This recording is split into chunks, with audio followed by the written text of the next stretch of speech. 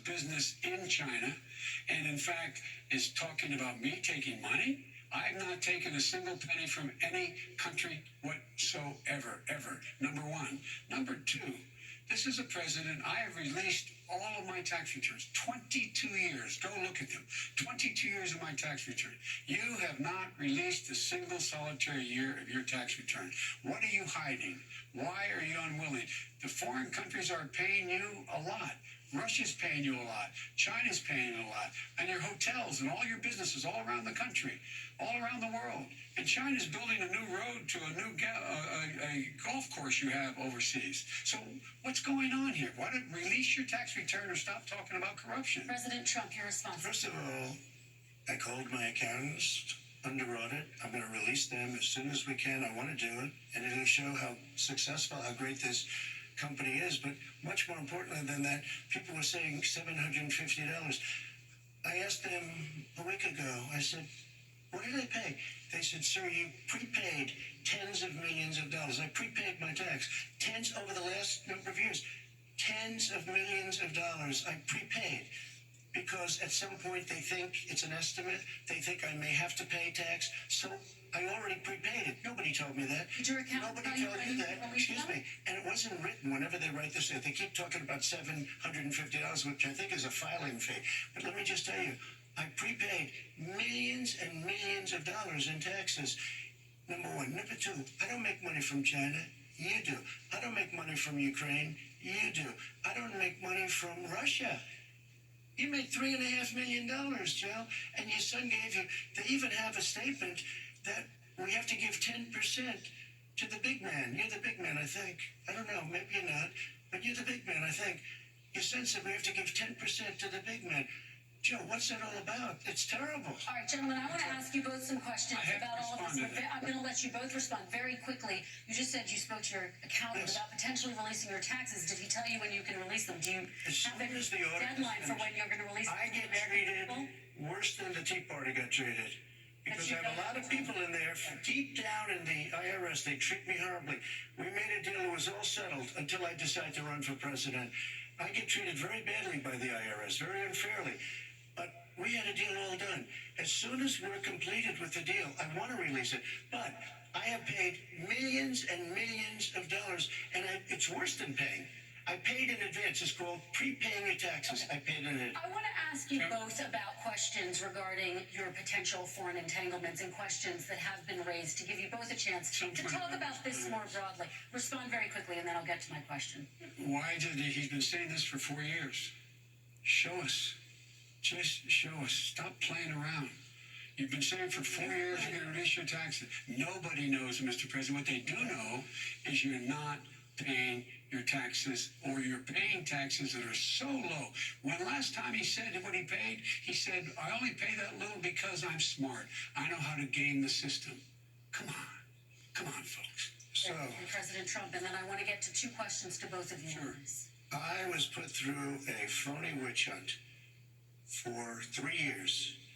It started before I even got elected. They spied on my campaign. No president should ever have to go through what I went through. Let me just say this. Mueller and 18 angry Democrats and FBI agents all over the place spent $48 million. They went through everything I had, including my tax returns, and they found absolutely no collusion and nothing wrong. $48 million.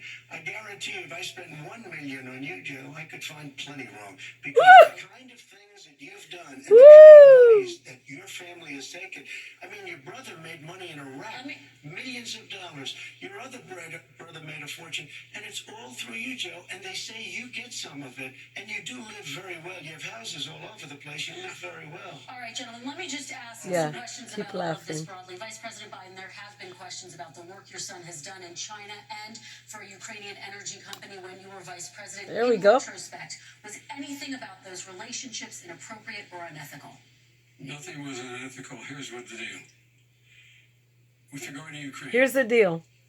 We had this whole question about whether or not, because he was on the board, I later learned of Burisma, a company, that somehow I had done something wrong. Yet every single solitary person, when he was going through his impeachment, testifying under oath who worked for him, said, I did my job impeccably. I carried out U.S. policy. Not one single solitary thing was out of line. Not a single thing. Number one. Number two, the guy who got in trouble in Ukraine was this guy trying to bribe the Ukrainian government to say something negative about me, which they would not do and did not do because it never, ever, ever happened. My son has not made money in terms of this thing about, what are you talking about, China. I have not had it. The only guy made money from China is this guy. And the only one. Nobody else has made money from China.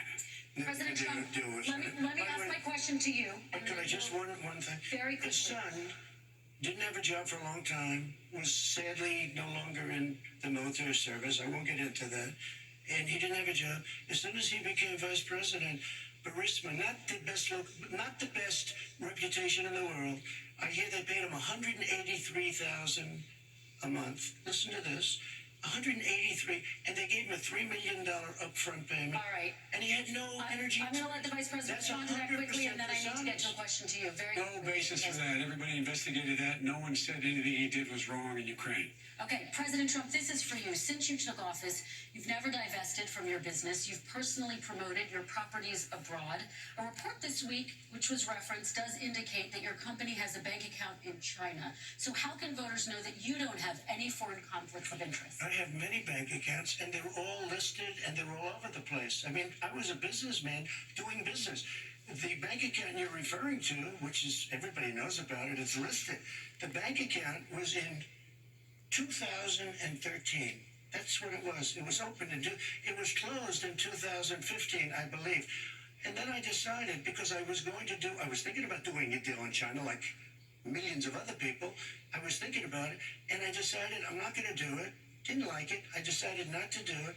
Had an account open, and I closed it. Okay.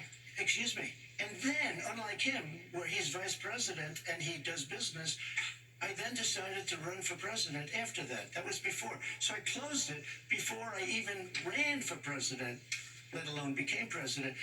Big difference. He is the vice president of the United States, and his son, his brother, and his other brother are getting rich. They're like a vacuum cleaner. They're sucking up money. President Trump, thank you. We do need to move on. I do want to ask you, Vice President Biden, about China. Let's talk about China more broadly.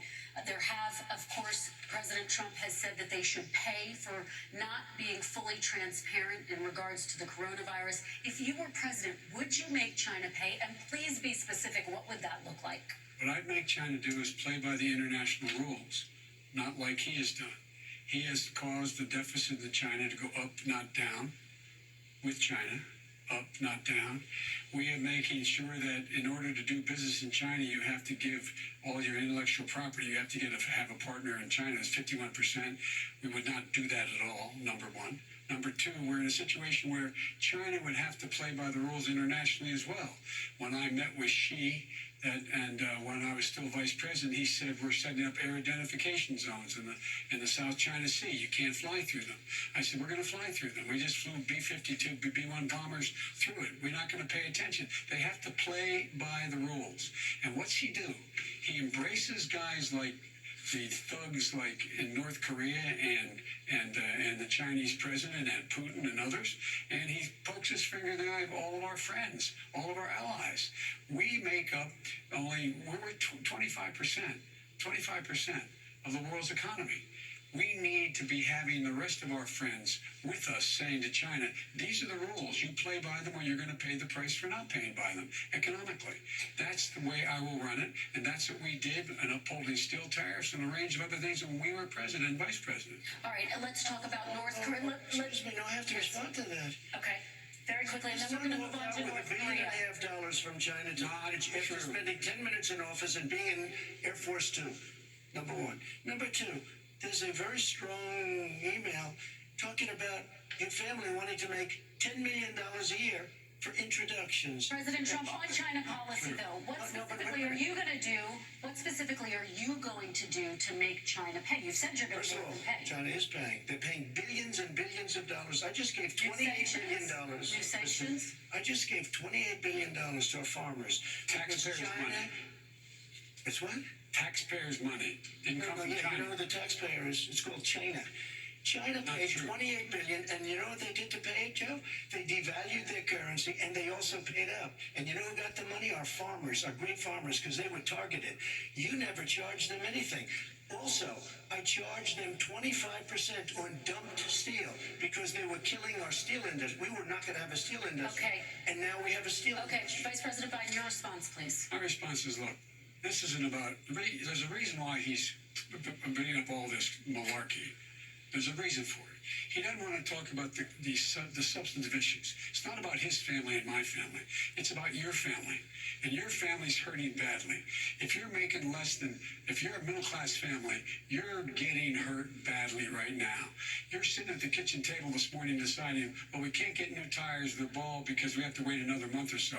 Or are we going to be able to pay the mortgage? Or who's going to tell her she can't go back to community college? They're the decisions you're making. And the middle-class families like I grew up in Scranton and Claymont, they're in trouble. We should be talking about your families, but that's the last thing he wants to talk about. I want to talk about North Korea. I do want to turn to 10 seconds, Mr. President. That's 10 a seconds. typical political statement. Let's get off this China thing, and then he looks. The family, around the table, everything. Just a typical politician when I see that. Let's talk I'm about not North a typical Korea. politician. Okay. That's why I got elected. Let's get off the subject of China. Let's talk around sitting around the table. All right. Come on, Joe, you can do better. We're going to talk about North Korea now. President Trump, you've met with North Korean leader Kim Jong-un 3 times. You've talked about your beautiful letters with him. You've touted the fact that there hasn't been a war or a long-range missile test. And yet North Korea recently rolled out its biggest ever intercontinental ballistic missile and continues to develop its nuclear arsenal. Do you see that as a betrayal of the relationship you forged? Just 30 seconds here because we need to get on to the next. So when I met with Barack Obama, we sat in the White House right at the beginning, had a great conversation. It was supposed to be 15 minutes, and it was well over an hour. He said the biggest problem we have with North Korea. He indicated we will be in a war with North Korea. Guess what? It would be a nuclear war, and he does have plenty of nuclear capability. In the meantime, I have a very good relationship with him. Different kind of a guy, but he probably thinks the same thing about me. We have a different kind of a relationship. We have a very good relationship, and there's no war.